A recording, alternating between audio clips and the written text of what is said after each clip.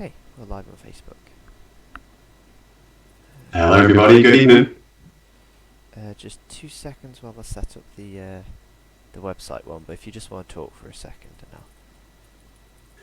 Right, welcome to our midweek Bible study. Over to Neil.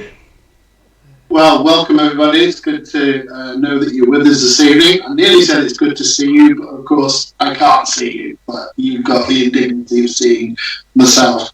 But enough about that. We're going to pray for a few moments. Hello everybody, good evening. We'll be handing over to Matt. Now, just to remind you that after Matt's done our Bible study from the book of Esther, we're going to be switching over to use Zoom for our prayer time. So that means we will be able to see and hear one another praying, and it means we don't have to be all vague about using people's names and things like that. We can be a bit more specific in our prayer. So if during the Bible study you're thinking, what Zoom? How do I get on now? Text Joel or WhatsApp Joel. He should hopefully be able to get you set. Facebook. Or you can message through the church Facebook as well, is what I'm being told. So try and get as many people together. And not only is it good for us to be able to pray together, it's just good to see one another as well. I don't know about you, Matt, but I just appreciate the fact that we'll be able to see one another and just have that sense of fellowship together, even if it's via a screen.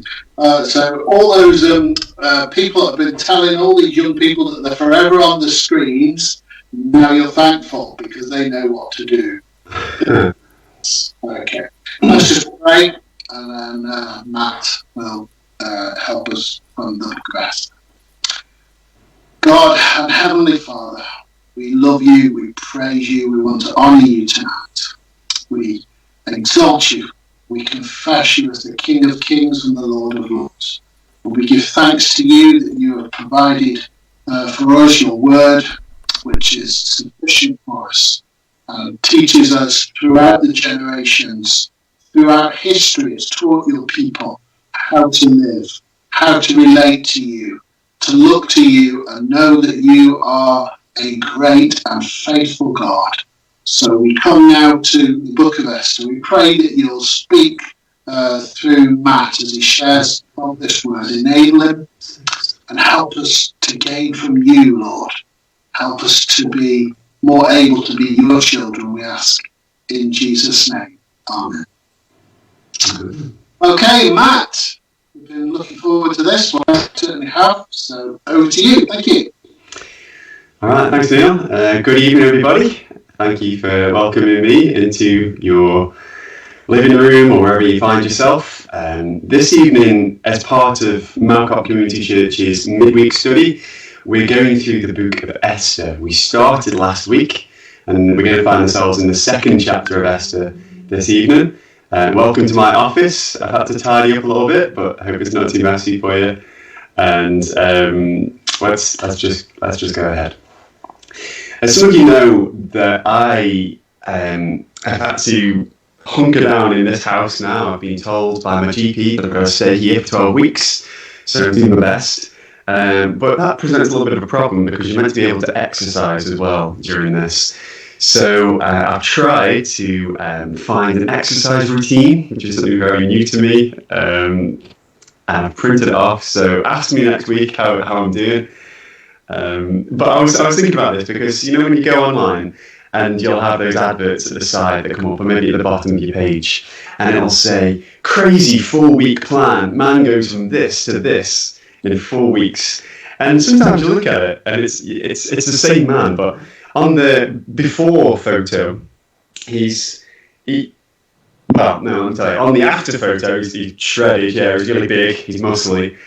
But then on the before photo, you think, well, that's just the same guy. He's got tents in his arms. So he's at the bottom of his page, and it'll say, crazy, no wonder he ended up so good 4 weeks after, because the raw material was good anyway. He had an ideal starting point. So you might look at that and think, well, I'm not going to bother, because he was obviously fine to start with, so it didn't really take much effort to get to where he was after 4 weeks. This evening, we're going to look at the second chapter of Esther, and we'll be considering some events that are not ideal, Not ideal for the main character who we're going to be introduced to this evening, but we're going to see that God doesn't need an ideal. And that's a relief to me, because I'm not ideal. That's a relief for a whole score of reasons. It's a relief because we find ourselves now in not ideal situations, in case you didn't know. It's not ideal to be shut up in your house and not be able to go to the shop and do all these things. We're going to be introduced to God doesn't need ideal. But we're going to see. So, just as a recap, before we get into the second chapter of Esther, what did we look at last week? Well, we considered that God was setting the stage for this epic tale of the book of Esther. God, though he isn't actually mentioned by name in the book of Esther, is visible behind the scenes through his providence. And we looked at that word providence, and it means seeing beforehand and also acting in light of what is going to come. The theme of the book of Esther we discussed was God's providentially protected people. And we consider God being like an invisible chess player who's got a strategy in mind, and he's already a few moves ahead of the game, and he's moving the pieces in line with his plan, but he never overrules human will. So we're going to pick up then this evening considering God not needing the ideal in Esther chapter 2. I think that Joel has got, there we are, he's got our verses up for us. Shout out to all those who are watching, hello. Welcome to my office. We're going to open the Bible. If you don't have a Bible, you can either read on the screen, or if you do, pick up the paper one, it's good. But in Esther chapter 2, verse 1, it says, "After these things, when the anger of King Ahasuerus had abated, he remembered Vashti and what she had done, and what had been decreed against her. Then the king's young men who attended him said, 'Let beautiful young virgins be sought out for the king, and let the king appoint officers in all the provinces of his kingdom to gather all the beautiful young virgins to the harem in Susa, the capital, under the custody of Hegai, the king's eunuch, who is in charge of the women. Let their cosmetics be given them free of charge, and let the woman who pleases the king be queen instead of Vashti.' This pleased the king, and he did so."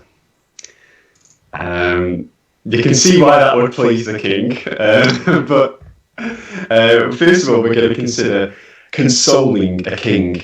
And what it said there in the first verse was, "after these things." Now, obviously, that refers to what happened in the previous chapter, but did you know there's a gap between chapter 1 and chapter 2? And we know that because if you look at chapter 1 and verse... where are we? One of the verses at the start, which I've actually lost. But it says that it's the third year of King Ahasuerus' reign. And then if you look at chapter 2 and verse 16, it says it's the 7th year of his reign. So there's a space of years between these two chapters. What happened in the meantime? What happened to bring Ahasuerus to this point where he's like, "Oh, I wish I got a queen"? Well, let me tell you, I'm pleased you asked. King Ahasuerus was the Persian king. And how it works is if your dad was king, then if you were the firstborn child when he was king, you became king after. Ahasuerus' dad was called Darius. And Darius was defeated by the Greeks in a very famous battle called the Battle of Marathon. And that's where the race comes from. Now, wanting to avenge his father, who was defeated at Marathon, Ahasuerus, or we looked at his name is Xerxes in secular history, so Xerxes amassed a huge army. That's what we considered in chapter 1. He was gathering all his cronies around to put together the army. And some people estimate that it was 100,000, some people estimate that it was 2 million people in his army, plus a navy as well. And he sets out, marching through Turkey, building a bridge across the Dardanelles made of ships that he lashed together, spanning about 2 kilometres of water for his troops to march across. He even cut a canal through the Isthmus of Athos for his navy. And then he marched down into Greece. And he was met by a group of rebels, if you like. These were the Athenians and the Spartans. And if you missed last week, well, we tell you Bill 300, because this is the story. And then, anyway, these Greece soldiers were led by Leonidas, very heavily armed soldiers. They were well known for their long spears and their formation, that they just drive the spears forward. And Leonidas met with King Xerxes hundreds of thousands of men at the pass of Thermopylae. And with 300 men in the pass, he managed to hold back King Xerxes' forces for a long time, until eventually they were overwhelmed. Anyway, Xerxes was really ticked off, and he did march on to Athens. He burned it to the ground, but it had come at a great cost to his military. And he was quite humiliated, really, that such a small force had really routed his guys. So later, actually, his navy was quashed at sea by the Greeks again, and he ended up withdrawing most of the remnants of his army, going back down to Persia. Yes, he destroyed Athens, and it hurt Greece, but it came at a great cost to his army and to his ego. And kings in these days have big egos. So what is going to comfort a king? He's a bit, to use the Americanism, bummed that his army's been beaten, and he's come back sucking his thumb. He misses his queen, and then his young men say, hey, gather all the beautiful young virgins from across the empire, bring them to your harem, and then you can choose the one you love the most to become your queen. So he's there rubbing his hands. That's the background of the story. We're going to see a bit later. It's not the ideal, but God's going to use it. So next in the chapter, enter Mordecai the Jew. And this is in verses 5 and 6. We read, now there was a Jew in Susa, the citadel. So Susa is the winter capital of the Persian kings, and that's where they are. That's where the story is set. There was a Jew in Susa, the citadel, whose name was Mordecai, the son of Jair, son of Shimei, son of Kish, a Benjaminite, who had been carried away from Jerusalem among the captives carried away with Jeconiah, king of Judah, whom Nebuchadnezzar, king of Babylon, had carried away. I said enter Mordecai the Jew, and you might think, oh, that's a bit edgy, calling someone a Jew. But Mordecai is called Mordecai the Jew 6 times in this book. His name is mentioned alongside his Jewishness 20 times in the book. Now, what can we learn about this guy? Well, we've got his family line. He's a Benjaminite, which puts him in the same family as King Saul, the first king of Israel. And his family had been taken captive. If you're not familiar with the history of the Bible, or why are we talking about the Jews, but they're not in Israel? That's because they were exiled. God, as a punishment, because his people were following other gods, he said, right, fine, go across to the land where they've got all sorts of gods. And he took them off to Babylon, and Babylon was taken captive by Persia. So that's why we are where we are now. But Mordecai, the Jew, he's maintained his identity, and that's one of the wonderful things about the Jewish people. They've maintained their identity. They're a miracle of God, in that they've been spread across the world, but still have that unique identity. You don't hear of the Ammonite culture or the Hittite culture, etc., but the Israelite culture you do, because God has his seal on this special people.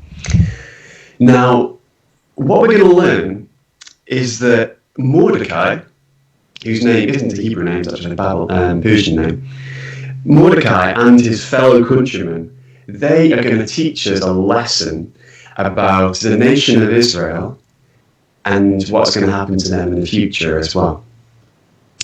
Now, a little while before this, and sorry there's so much history, but it's important to help us learn and understand. A little while before this, it had been prophesied that God's people, Israel, would be out of their land in Babylon for 70 years. But then after that, they'd be able to come back. Now, there'd already been an edict released by King Cyrus, and he'd said, hey, all you Jews, you can go back now. he allowed them religious freedom, and he allowed them to go back to their land that they come from. Everybody in the empire had the offer to go. But these people who we're reading about now, they, for some reason, or whatever it was, decided not to go back to the promised land. They rejected that offer. Would God disown his people if they rejected his offer? We're going to learn about the fate of the nation of Israel through the book, and this nation that rejected their promised Messiah. And we're going to ask the question, and hopefully answer the question, is God going to disown them? Well, more about that in the next few weeks. So we met Mordecai, but the character that we've been waiting for, who's been there in the wings, we're thinking, where is she? Her name's on the book, where is she? Well, she's coming now. And I think I'm enjoying this too much, being in my own little office. But we're going to meet her. We're going to enter Esther. And here she is in verse 7 of Esther. Speaking of Mordecai, it says, he was bringing up Hadassah, that is Esther, the daughter of his uncle, or in other words, his cousin, for she had neither father nor mother. Now, she's introduced first by that name Hadassah. That's her Hebrew name. And her name means a myrtle tree, and a particular sort of tree. We mentioned this last time, but a person's name is very significant, particularly in the Jewish culture. And her name meaning myrtle tree is significant too. When you look for the references to this particular sort of tree in the Bible, you're going to find out that it's associated with God's kindness and his forgiveness of his people in spite of their sin. And I'm going to read to you from Isaiah. You can turn there if you like. Sorry, Joel, I didn't prep you that we're having a verse from Isaiah. But we're in Isaiah. I'm going to read from chapter 41.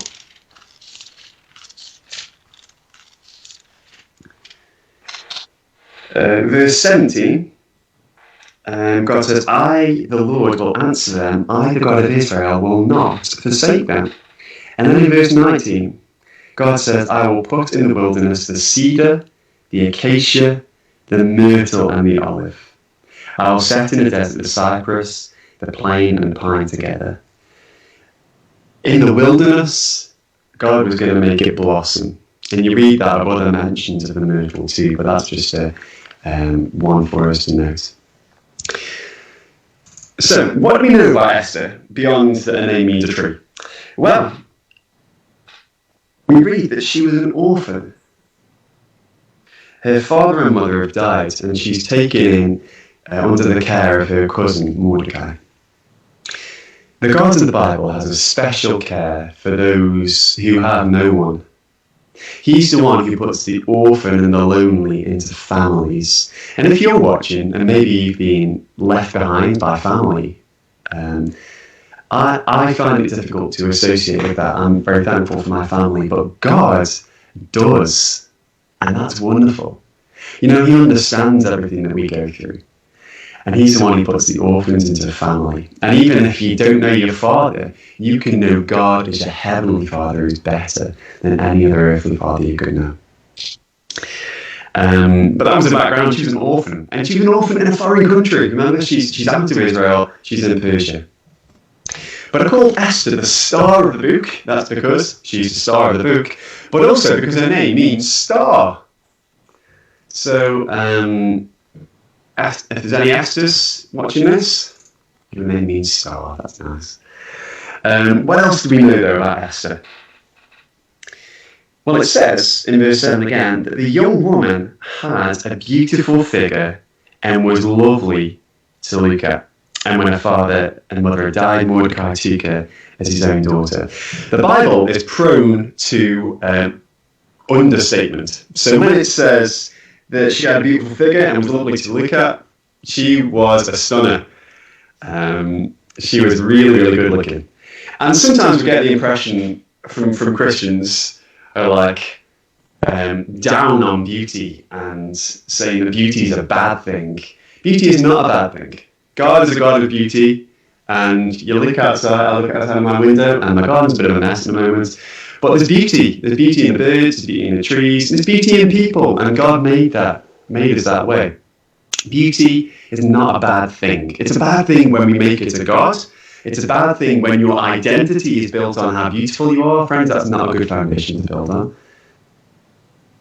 But say if I get a present, now what matters is inside the present. But if it's got nice wrapping paper, then I'm all for that.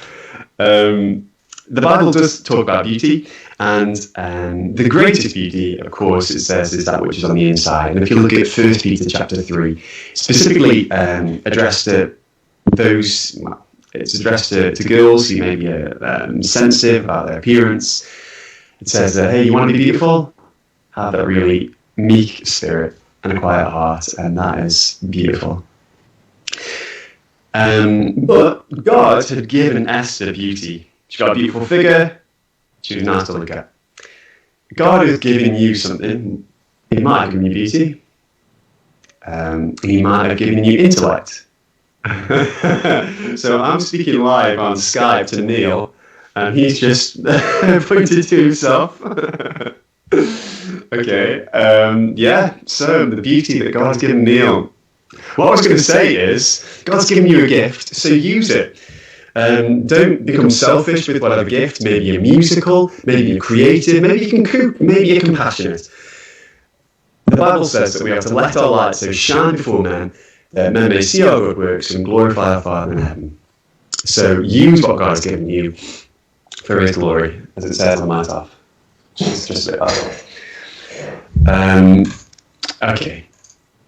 So that's what we've read about Esther. But we're going to read now what happens in the story. So we're going to go from verse 8, which, that's up there. It says, when the king's order, remember that's the order to gather all the beautiful girls from the kingdom, and his edict were proclaimed, and when many young women were gathered in Susa the citadel in the custody of Hegai, he's the ruler of the guy that looks after the king's women, Esther also was taken into the king's palace and put in custody of Hegai, who had charge of the women. Note the language there. She was taken and she was put in custody. She didn't really have much choice about this. And the young woman pleased him and won his favour. That's speaking of the guy who's over the women, Hegai. And he quickly provided her with her cosmetics and her portion of food, and with 7 chosen young women, from the king's palace, and advanced her and her young women to the best place in the harem. Esther had not made known her people or kindred, for Mordecai had commanded her not to make it known. And every day Mordecai walked in front of the court of the harem to learn how Esther was and what was happening to her. What made Esther the star? What made her so great? Well, she was beautiful, and that's wonderful. But also, Esther heeded advice. We get the impression sometimes that to be great, you have to be full of ideas. You have to be so original. You have to say stuff what you say. I'm going my own way, and I'm forging my own path, and that's what leads you to greatness. Well, not necessarily. That can lead you to have a big head. But Esther heeded advice, and she heeded the advice of Mordecai. What did he say? He commanded her, in verse 10, not to make known her people or her kindred. In other words, hey Esther, when you go into the palace, don't say that you're Jewish. That's what Mordecai had said. Why did he say that? Well, some people choose not to reveal their country because they might be prejudiced against. Some people choose to change their name because they feel that they'd be prejudiced against. And we've got a classic example in our nation's history of the Saxe-Coburg and Gotha family. Put your hand up if you know who they are. Neil's hands up. Slightly. Okay. So we've got a classic example in our country's history, the Saxe-Coburg and Gotha family, who are the royal family. But because their name sounded German, they changed it in 1917 to Windsor, because obviously we were at war with Germany and that didn't go down very well. So, same sort of thing. Why did Mordecai say to conceal Esther's identity? There's an undertone that you can read about in this part of the Bible of anti-Semitism. And if you're familiar with the story of Ezra and Nehemiah as well, you meet some characters called Sanballat and Tobiah, as well as others, and these guys hate the Jews. And that sort of spirit is present in this era of things. And friends, that spirit of anti-Semitism is present in the world today, and it's ugly. We're going to consider that next week. But I want us to notice, though, that Esther wasn't told to lie. Excuse me. Mordecai didn't say, hey, if somebody says, are you Jewish? She would say, no, I'm from India or wherever. She wasn't told to lie. But we should bear in mind that all truths are not to be spoken at all times, though an untruth is not to be spoken at any time. You don't always have to say everything. Now, if you're doing that to deliberately deceive someone, then that's bearing false witness. But you don't always have to tell everything to everyone. It's not always helpful. But I want us to consider, though, on the flip side, that in the New Testament, nowhere are Christians instructed to hide they belong to Christ. In Mark chapter 8 and verse 38, Jesus says, whoever is ashamed of me and my words in this adulterous and sinful generation, of him the Son of Man also will be ashamed when he comes in the glory of his Father with the holy angels. Don't be ashamed of Jesus. Don't be ashamed of Jesus now. He's our rock. He's the one that people must turn to, and he's the one who waits with open arms for you to come to him. Christians, don't hide away. You don't always have to say everything, but don't hide away that you belong to Christ. So Esther, what made her great? Well, she was beautiful, yeah, but she heeded advice. And also, she heeded the advice of another guy who we're going to meet in a little bit. But let's read on. Verse 12, it says, now when the turn came for each young woman to go into King Ahasuerus, after being 12 months under the regulations for the women, since this was the regular period of their beautifying, this was the regular period, get this, 6 months with oil of myrrh and 6 months with spices and ointments for women. So these girls have a 12-month free of charge spa treatment, and in Persia they might bathe in baths of perfume, they paint their hands with henna, they have makeup, they pluck their eyebrows, they put paste on to put out blemishes, and they got this for 12 months. Sounds good. Not particularly good, though, when you consider what the options are, because remember where they are? They're in the king's harem. They're basically his concubines. For the one lucky girl, she gets to become the queen, depending on how she performs. But for all the rest, maybe hundreds of other girls from across the kingdom, they are just at the king's beck and call as and when. They can't remarry. Their lives are set from that point on. Now they were looked after because they were in the palace, but that's it, you know. So, reading on, excuse me. When the young woman in verse 13 went in to the king in this way, she was given whatever she desired to take with her from the harem to the king's palace in order to impress the king. In the evening she'd go in, and in the morning she would return to the second harem in custody of Shashgaz, the king's eunuch, who was in charge of the concubines. So she got one night with the king to impress. She would not go into the king again unless the king delighted in her and she was summoned by name. So you see the stakes are high.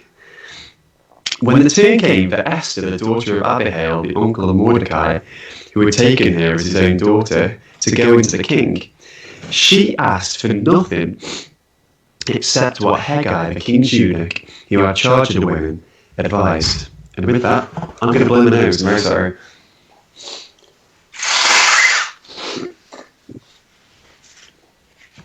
Because Esther, she heeded the advice of Mordecai and of this guy called Hegai as well.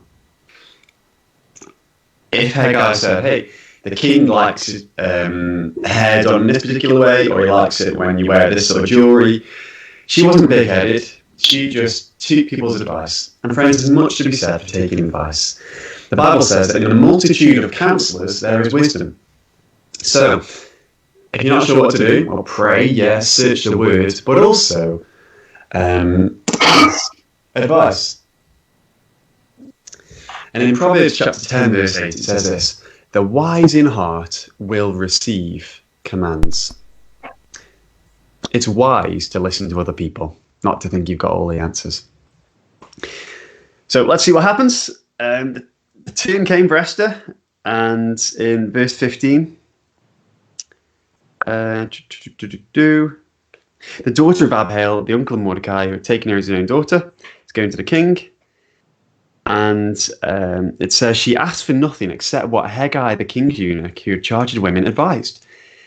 Now Esther was winning favour in the eyes of all who saw her. They were like, wow, that is a beautiful woman, and she's beautiful in her character as well. And when Esther was taken to King Ahasuerus into his royal palace in the 10th month, which is the month of Tebeth, in the 7th year of his reign, the king loved Esther more than all the women.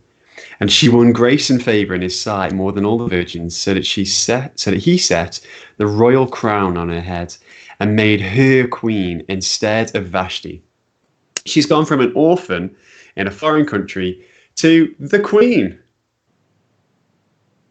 God's providence. Then the king gave a great feast for all his officials and servants. It was Esther's feast. He also granted a remission of taxes to the provinces and gave gifts with royal generosity. We've seen this king, he loves a good party, and here's another chance for a party, so he goes for it. And it's the Feast of Esther. And there she is. She's set in place now by God.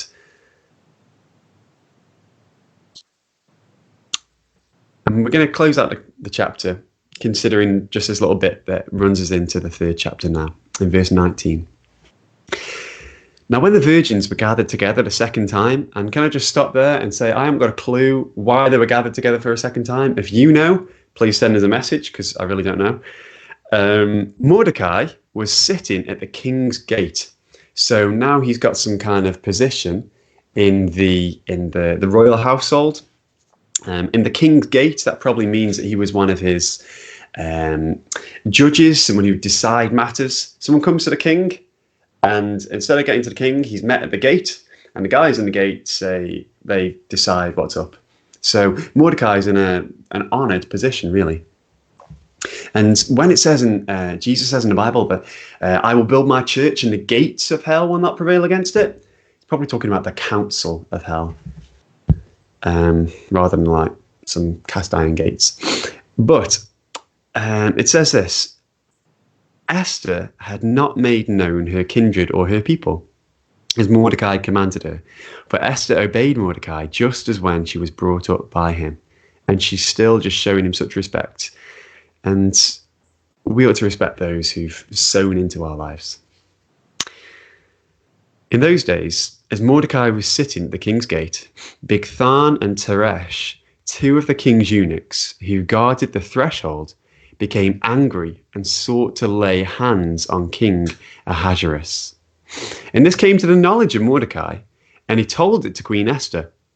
And Esther told the king in the name of Mordecai. Now, being a king in those days, you got a lot of privilege, but you got to watch your back, because everybody and his dog was out to kill you and take the throne. In fact, this king, Xerxes, in 465, was assassinated by the commander of the royal bodyguard. So Mordecai was diverting a very real threat. And it says in verse 23, the affair was investigated and found to be so. In other words, these guys were guilty. The men were both hanged on the gallows. And it was recorded in the book of the Chronicles in the presence of the king. I want us to consider this, that Mordecai did what was right. He did the right thing. He probably put himself at risk. You know, when somebody's doing something wrong at work and you know it's wrong and you know it's going to cause harm, but then you're a little bit, oh, should I, shouldn't I? Because other people will find out and then they'll get me in trouble. Well, Mordecai put himself at risk but he did what was right. Yet he wasn't rewarded. And really, he got his name written down in a bit of a book, but that's it. Mordecai's attitude wasn't, I'm a Jewish man in exile under a pagan king, so I don't really care if he's killed, to be honest. No. Instead, even before it was written, Mordecai fulfilled what it says in 1 Peter 2, verse 17. Fear God and honour the king. And that's binding for us too. We're to respect those in authority. We're to do what's right. And we're to do the right thing and leave the consequences up to God. Whether, when, or to what extent we're rewarded is up to God. We're just to do the right thing.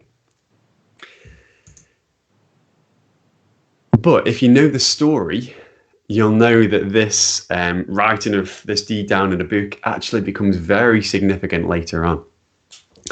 And God in his providence, like that man in Game of Chess, he's already setting up the moves for his master plan.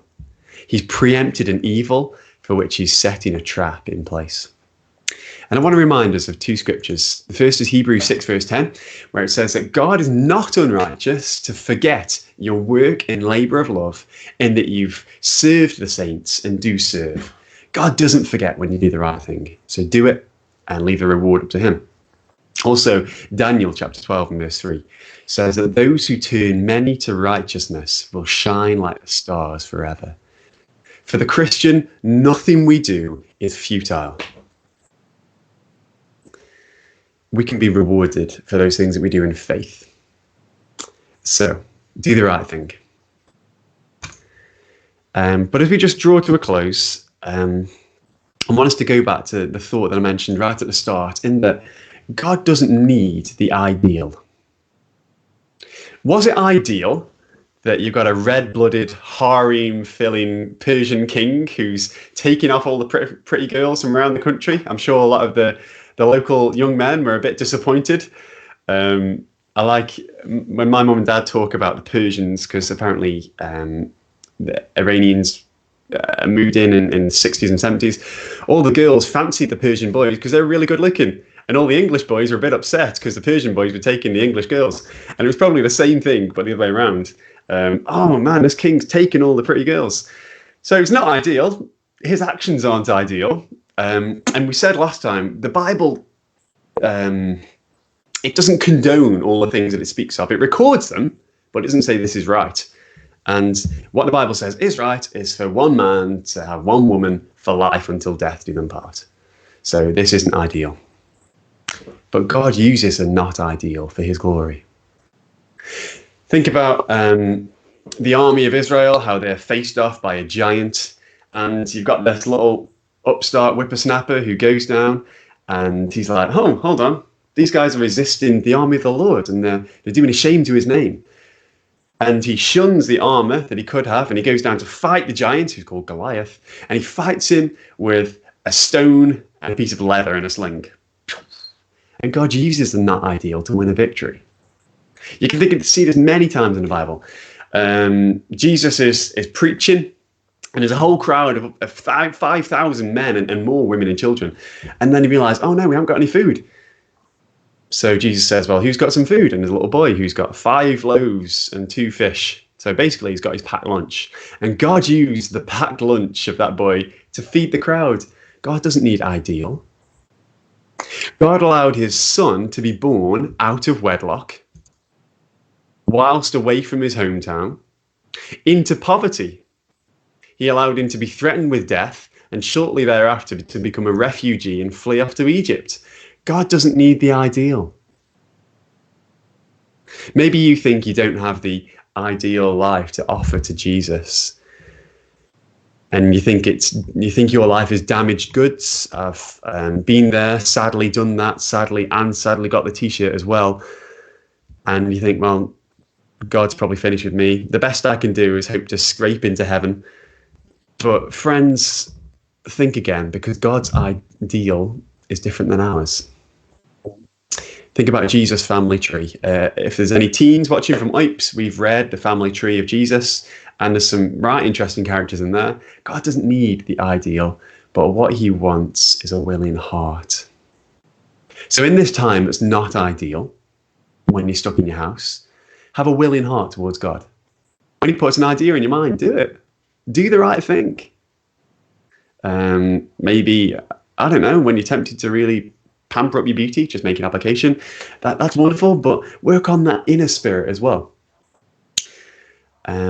Also, while you're there, take good advice.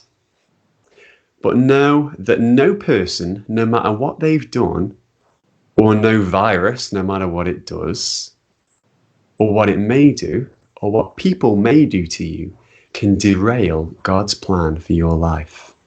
God doesn't need the ideal. So I hope that's been of help to you. That brings us to a close of our second installment of Esther.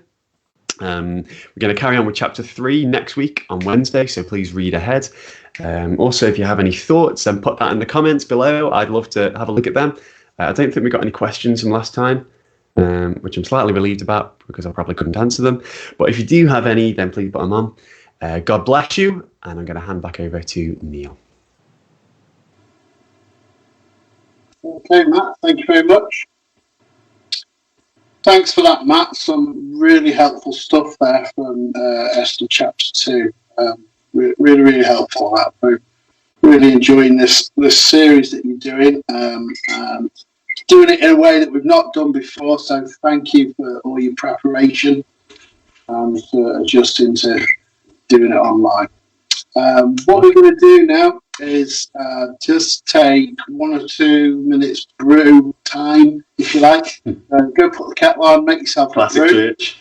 Then we're going to zoom over to Zoom, and we will begin our time of prayer together.